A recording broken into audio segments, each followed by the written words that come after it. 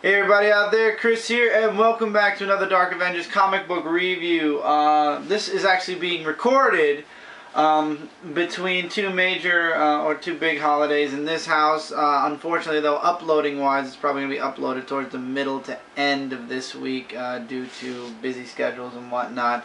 So this is being recorded the day after Memorial Day and the day of my birthday. So first off, happy Memorial Day to everybody out there. Hope you guys had a great Memorial Day weekend to all my American viewers.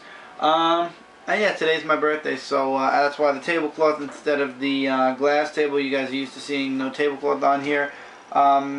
We had a bit of a party, and you know, people thought it would be funny that I'm the Dark Avengers, so they got the Avengers tablecloth. It was a ha-ha kind of like thing for my birthday, so I enjoyed that. This will only be here for 1 week. Not really much of a birthday haul, really not much there. So let's get into the comic books really quickly. We are in the week of May 23rd, 2012. We have one more week, 5 Wednesdays this month. Next week, not so many comic books. This week was a medium pile. In 2 weeks, though, oh boy, and that's all I'm going to say. Okay, let's get started. We got 2 from Dark Horse. Sorry, I have something in my mouth there.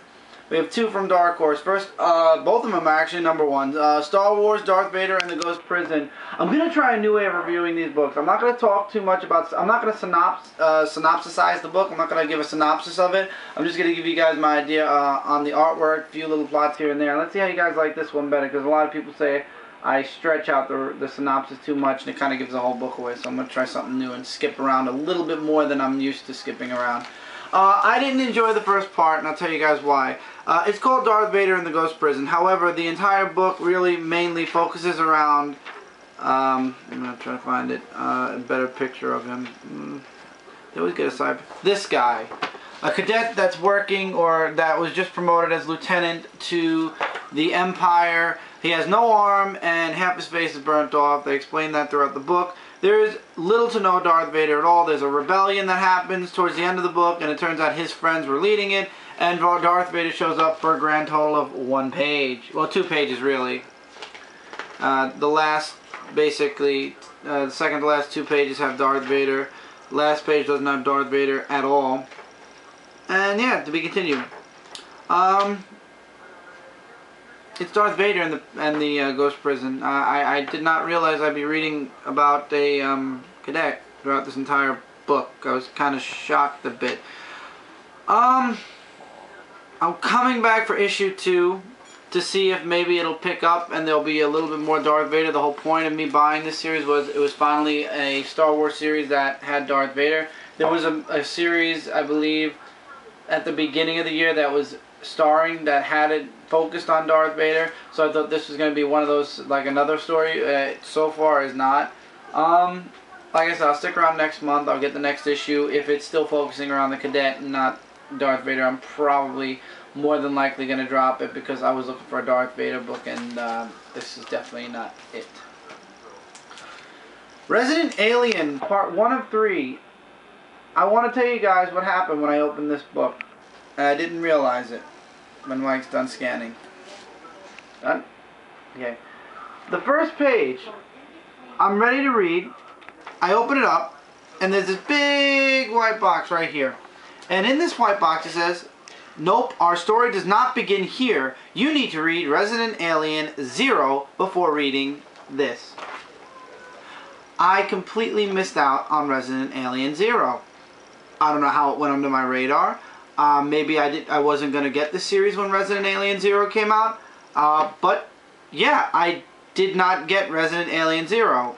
In 2 weeks, I will be ordering it with my comic books. I did check Midtown. They did have a stock of Resident Alien 0. So I'll be able to give you guys a beginning story. But it basically begins in the... Book 1, basically, it's really like Book 2. So 0 is 1, 1 is 2. It's really a 4-issue series. Even though it's a limited 3-issue series. So this alien comes down to Earth. I didn't read the first issue, so obviously I don't know how, but I'll tell you guys more when I read issue 0. But basically he has telekinetic powers.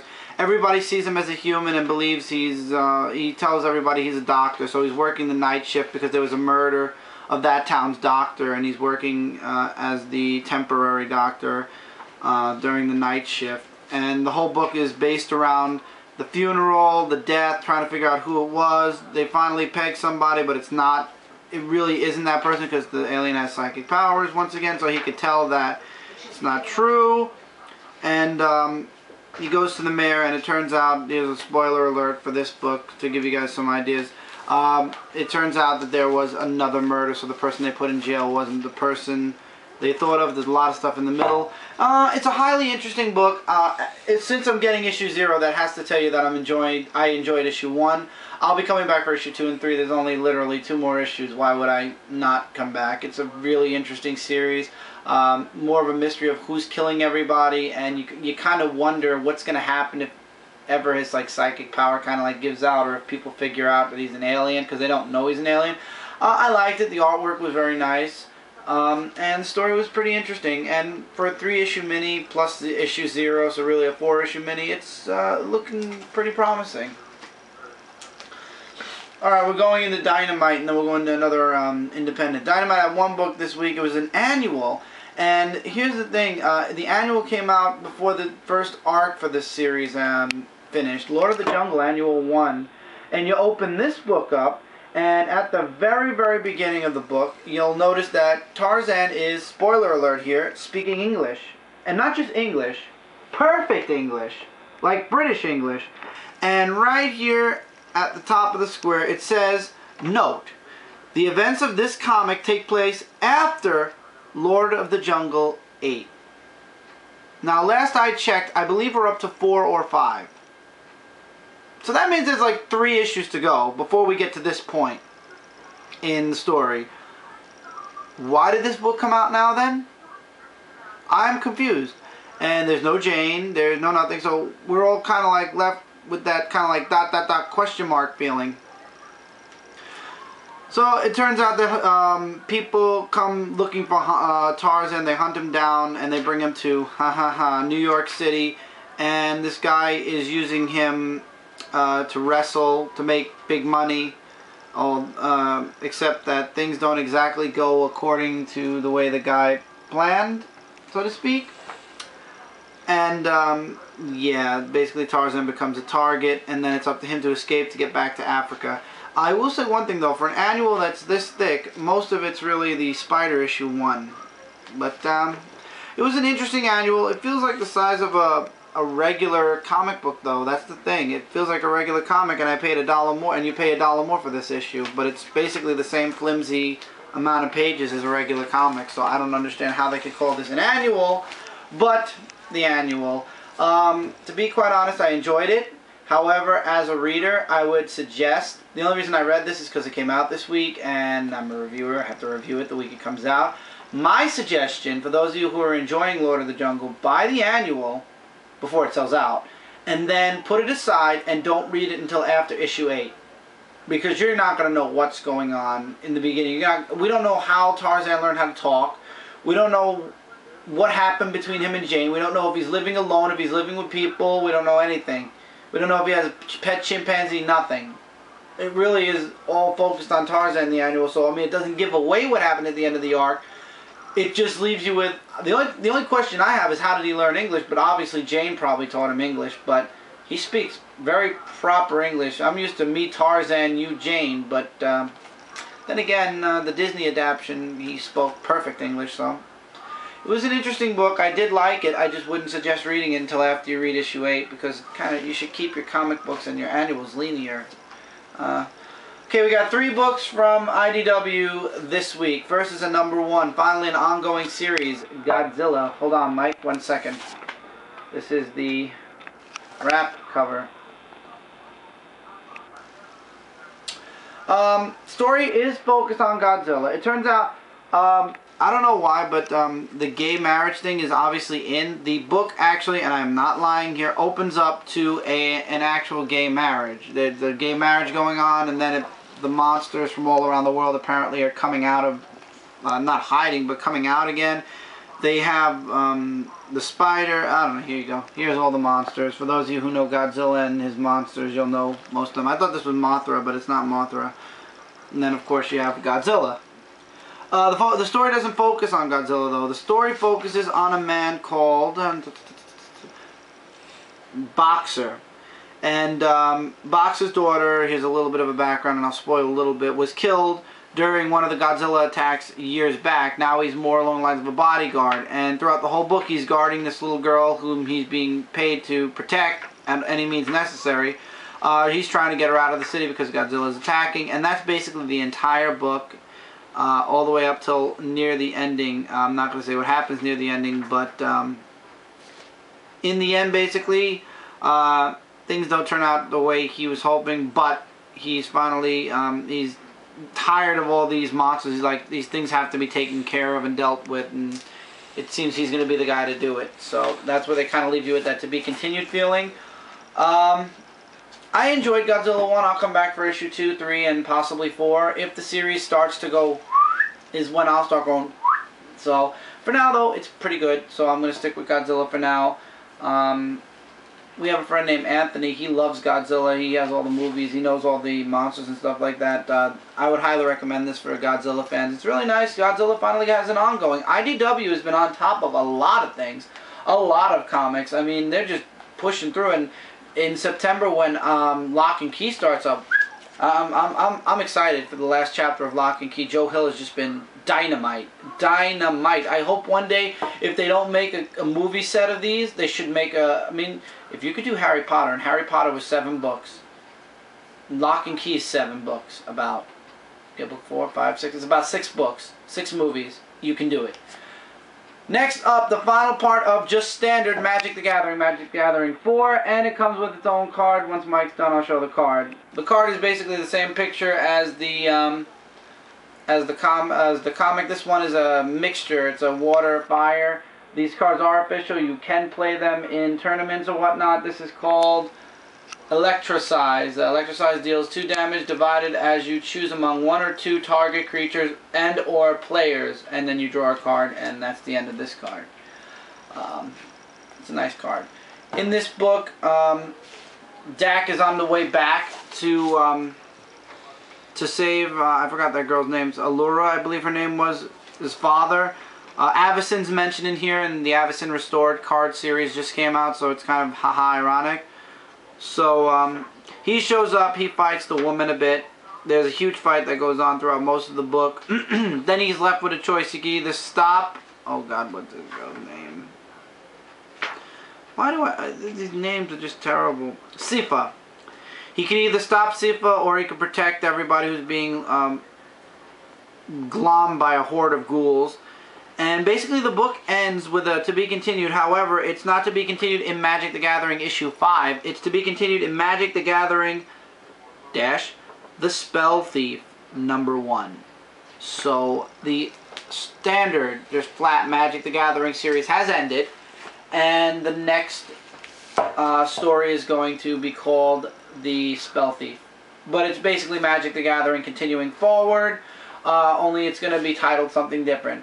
Will there be cards again? We don't know. Will I be continuing this series? Absolutely. Oh, I didn't show any artwork. Let me show some good artwork. The artwork, the story, just the sheer awesomeness of this book it's just amazing. I love it. I loved it from beginning to end. Magic has been one of my top favorite IDW books that isn't like a Transformers, Lock and Key, or stuff like that. This is more along the lines of like a side thing, like cards. We all know Pokemon has manga, or manga, however you want to pronounce it. Yu-Gi-Oh! Same. Magic, this is the first time Magic's gone and delved into anything other than regular standard books, and it's a blast. I'm enjoying it. It's 4 issues. You can definitely get the other 3. If they'll be with the cards, I don't know. Finally from IDW, and then we go into the big 2. Transformers More Than Meets the Eyes, issue 5. The conclusion with Ratchet and, I believe it's Ratchet, I gotta remember now, the Doctor. And it turns out that there was an Autobot that turned and basically he was the reason for the disease. I'm not going to say who, so this way you guys have enjoyment reading it. What was it? Ratchet! Oh wow! Okay, I was right. I like the ending of the book especially because Ratchet's always complaining about his hands and whatnot. Let's just say there was definitely some epic stuff going on in this book. The artwork is amazing, awesome. I'm enjoying More Than Meets the Eyes, more than Robots in Disguise. I don't know if by the time Optimus shows up in Robots in Disguise, I'll be saying the same thing. But for right now, more than meets the eyes. So it turns out, I'll tell you guys one thing: the virus is triggered when they transform. When they access their I forgot what it was, their cog or whatever it's called that allows them to transform. That's what causes the virus to start spreading, and soon after they die. Now wait, what is it? Maybe I can find a way here.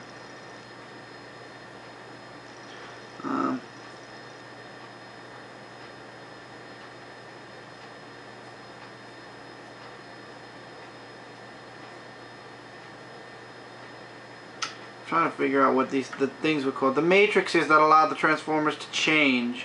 I can't remember the name of it for the life of me.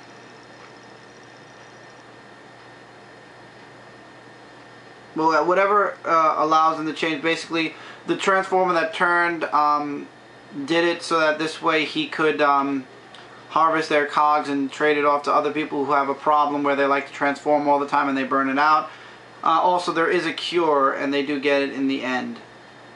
But there's a cure. Let's just leave it at that. And not all of them make it out. To be continued. It's the end basically, but it still says for some weird reason to be continued. But no, it actually says next how Ratchet got. Oh, the title of this book is How Ratchet Got His Hands Back. So give you guys some incentive to read this. Also, not Rodimus. What's his name? Ultra Magnus is teaching. Why do they introduce new Autobot, new Transformers? Because it's so hard to remember the names. He's teaching Tailgate.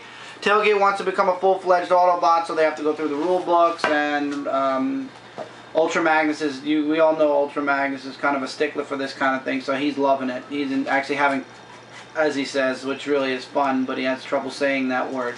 I like this book. I'm sorry. It has a lot of fun moments in it.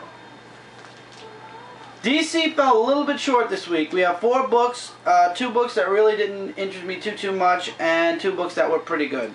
Green Lantern New Guardians 9 was one of the books that kind of, it's just working its way up to that major event that's going to happen in all the Lantern books soon. The Reach, which basically are the Blue Beetle. If you've been reading Blue Beetle, they get infested with the Blue Beetle costume. It takes over their body and they become soldiers to the Reach, which control a bunch of Blue Beetle soldier things, and they attack Odom, which is where the Blue Lantern is. And to be honest, you gotta know that the Guardians sent them there. And the whole book basically is the Blue Lanterns fighting off the Reach. There's a scene where Kyle Rayner contacts all the Lanterns and tells them to instead of meeting up where Laura Flees is, to meet up on Odom to help protect the Blue Lantern lanterns and stuff like that. Nice artwork though, I will say that. I just didn't like the way they drew Kyle. I'll show you guys Kyle when I get to it. I didn't really like the way Kyle was drawn in this particular panel. I don't favor it too much. So they're all heading to the Blue Lantern homeworld to help them fight. That's the whole book. The whole book is them fighting, but finally, kind of like St. Walker cracks in the end, and not cracks in a bad way. He just finally says, you know what, sitting around just doing nothing is definitely not working, and they fight back harder. Let's leave it at that. And he actually breaks the news about the 2 Guardians that were Blue Lanterns, Sayed and Gantha. He reports to the Blue Lanterns that they're on their own, that Sayed is the slave of Laura Flees, and Gantha has been brainwashed and his emotions were taken away. However, I'm starting to like the whole idea of getting the Indigo Tribe rings on the Guardians and maybe allowing them to get some dang feelings. Maybe that'll help fix things for the Guardians of the Universe. Who knows? Who knows with the Green Lanterns. Another book that kind of just meh. Batman the Dark Knight issue 9. Don't let the cover fool you. Red Robin, unlike all the other books, was not a main focus in this book. As a matter of fact, it didn't focus on anybody on Batman's side. It focused more on a Talon, his background story. It turns out, spoiler here, guys, it's the Talon that we saw in Batman issue 8. I want to say 8, but I want to make sure first. It's the Talon that attacked Lincoln March.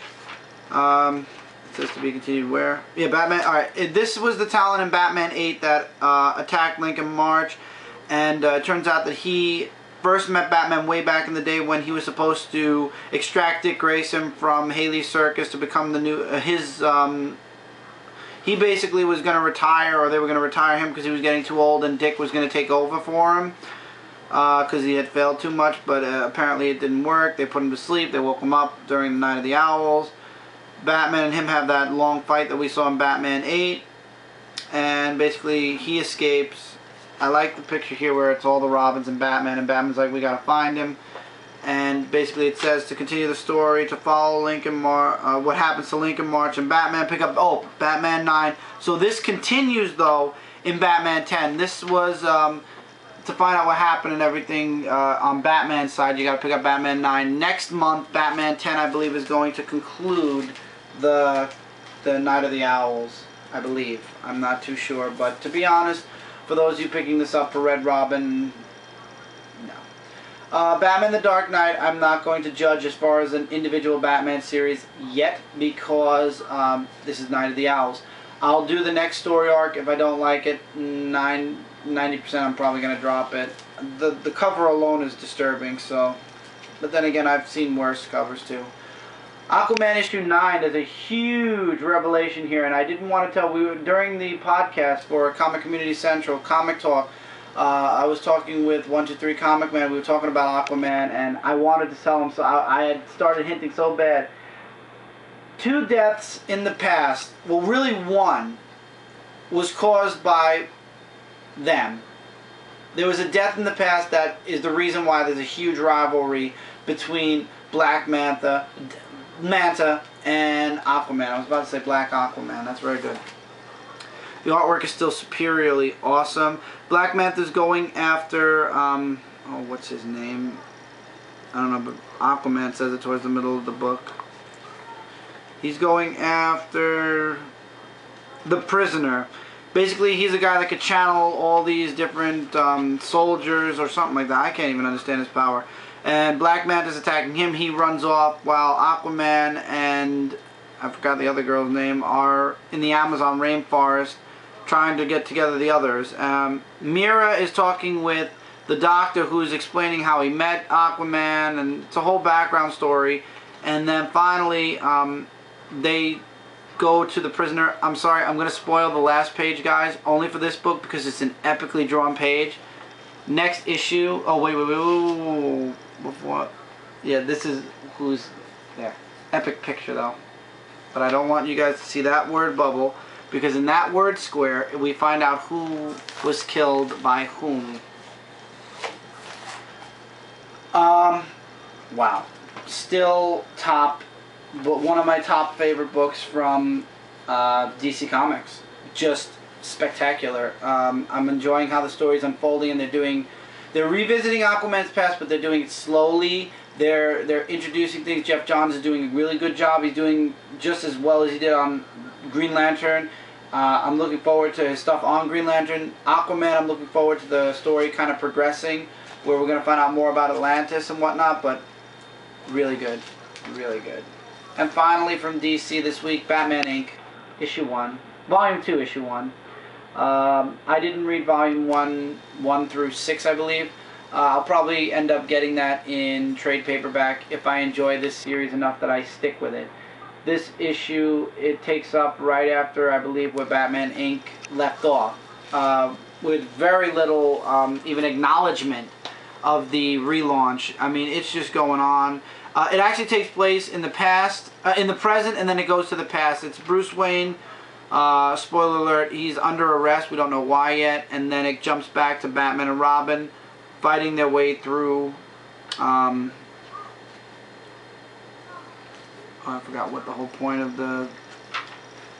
There was a mob war or something, and they were there to get answers. I love how Batman's like in the book also take your hood off, it's ridiculous, and Robin's just sitting there with the hood on and whatnot. And he also brings up the fact that Damian killed twice already, and he doesn't want Damian to kill again.